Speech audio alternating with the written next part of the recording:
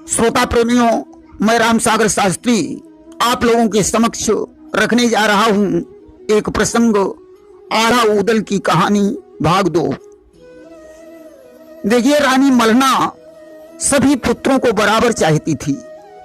एक बार महोबे में गुरु अमरनाथ आए। मलना ने उनके चरणों में प्रणाम करवाया। गुरु अमरनाथ ने बच्चों को आशीर्वाद दिया। मलना ने उदल को बेंदुला, ब्रह्मा को कर लिया, ढेवा को मनोरथा, मलखान को घोड़ी कबूतरी, सुलखे को हिरोजनी, आला को हरिनांग मंगवा दिया। ताला सैयद जो महोबे के मंत्री थे, उन्होंने इन्हें युद्ध की कला सिखाई।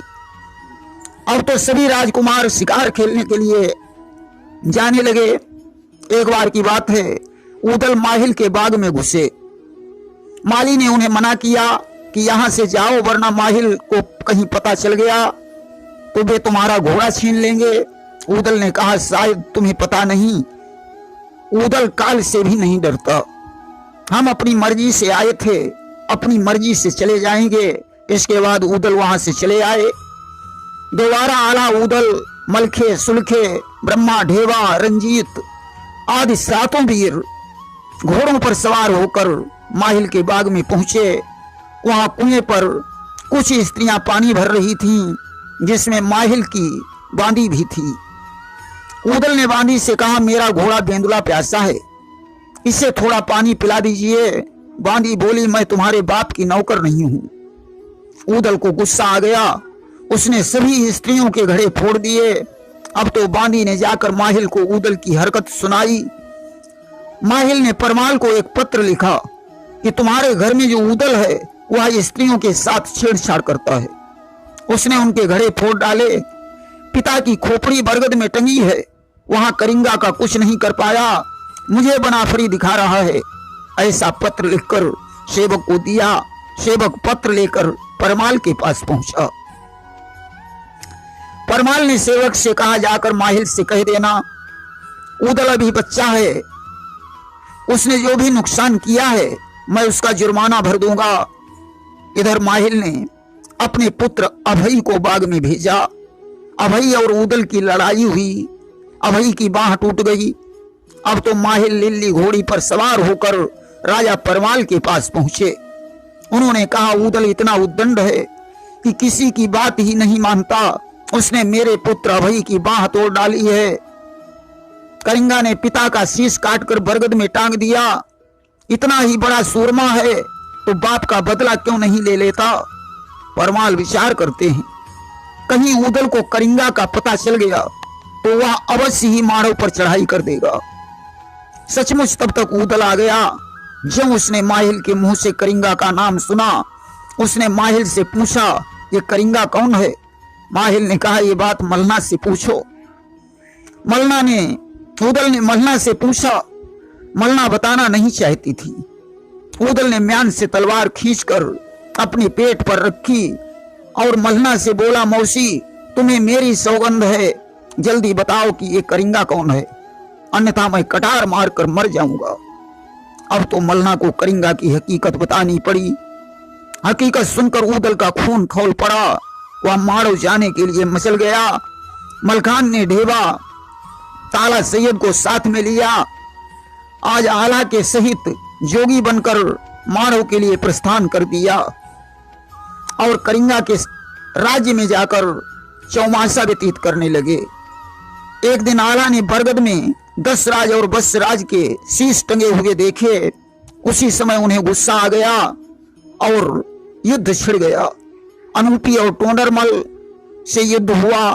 करिंगा और जंभे से युद्ध हुआ और करिंगा को बंदी बनाकर महोबे में ले आए। शीश काट कर उसे कोल्हू में पिरवा दिया। इस तरीके से उदल ने अपने बाप का बदला चुकाया। इसके बाद नैनागढ़ के राजा नेपाली, जिनके 3 पुत्र थे, जोगा, भोगा और विजय, उनकी एक पुत्री थी मछला, जिसे सुनवा भी कहा जाता है।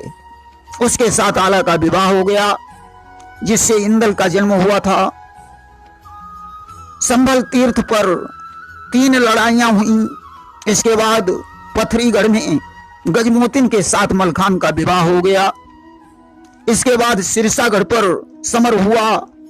पृथ्वीराज के पुत्र पार्थ को भगाकर मलखान ने सिरसा पर फिर से कब्जा कर लिया। पृथ्वीराज के कुछ घायल सैनिक परमाल के उद्यान में बैठे हुए थे। माली ने उन्हें रोका तो उसका शीश काट लिया। माहिल ने जाकर परमाल को बताया और कहा, आला ऊदल को भेजो। ऊदल ने माहिल के कहने पर घायलों पर वार किया। यह बात जाकर माहिल ने पृथ्वीराज को बताई कि तुम्हारे घायल सैनिकों पर ऊदल ने वार किया। परिणाम स्वरूप पृथ्वीराज और परमाल के बीच शत्रुता और बढ़ गई। दुश्मनों को मौका मिल गया। इसके बाद ऊदल काबुल में घोड़ा खरीदने गए। वहां से वे नरवरगढ़ पहुंचे। राजा मकरंदी उन्हें घर ले गया।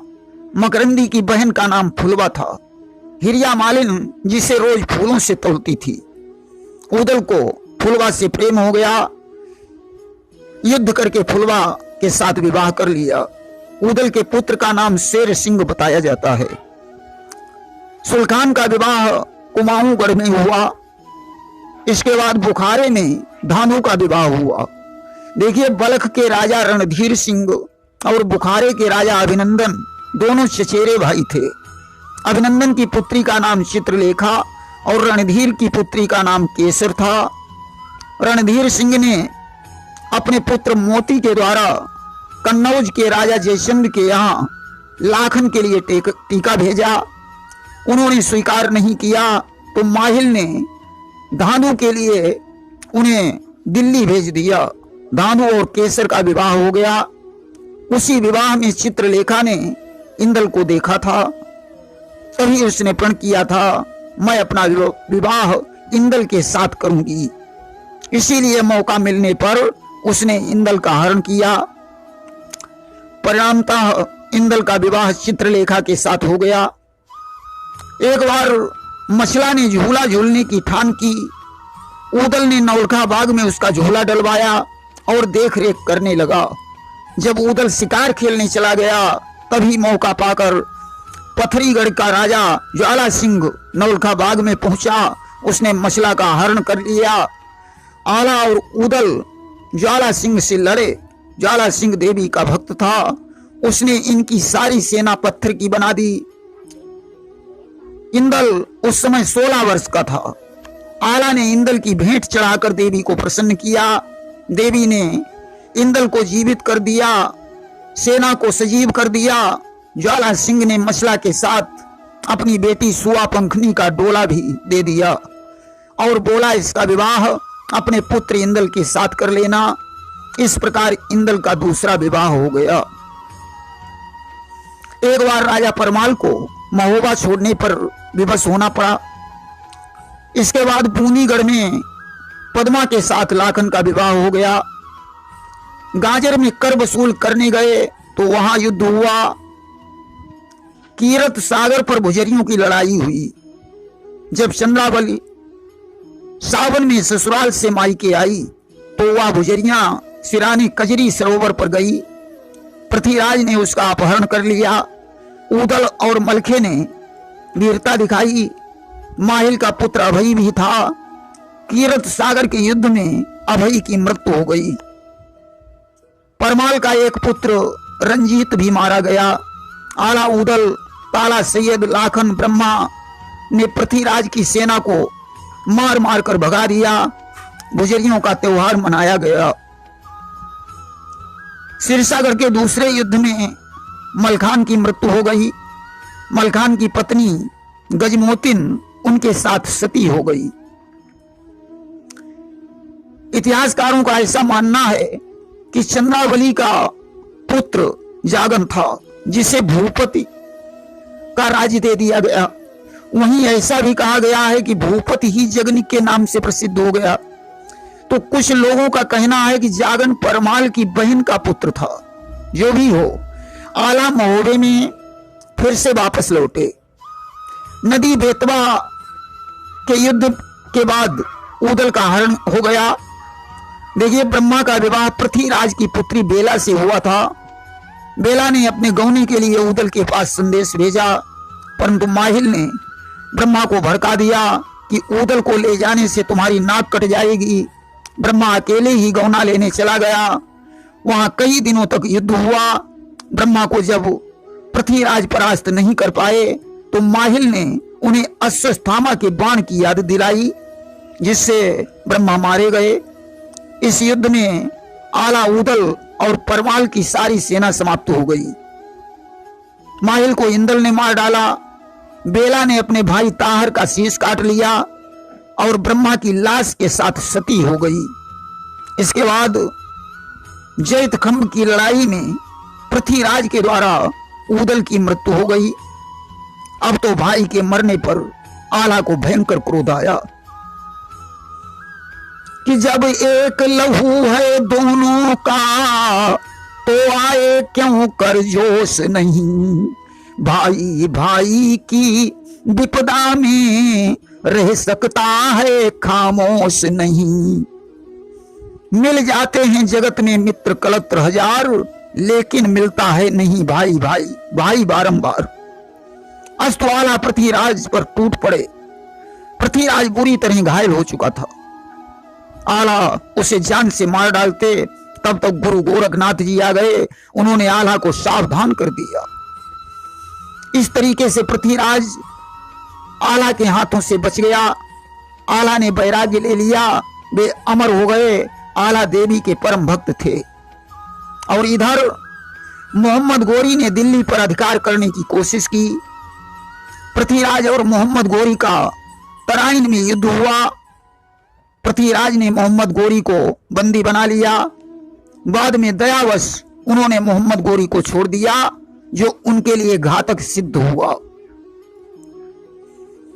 इधर संयोगिता के अपहरण से जयचंद पृथ्वीराज पर क्रोधित थे। उन्होंने मोहम्मद गोरी से मित्रता कर ली। वहीं कुछ इतिहासकारों का कहना है कि जयचंद ने मोहम्मद गोरी से मित्रता नहीं की। वे सारी जिंदगी उसके साथ लड़ते रहे। उनके पुत्र हरिचंद्र ने मोहम्मद गोरी को परास्त किया।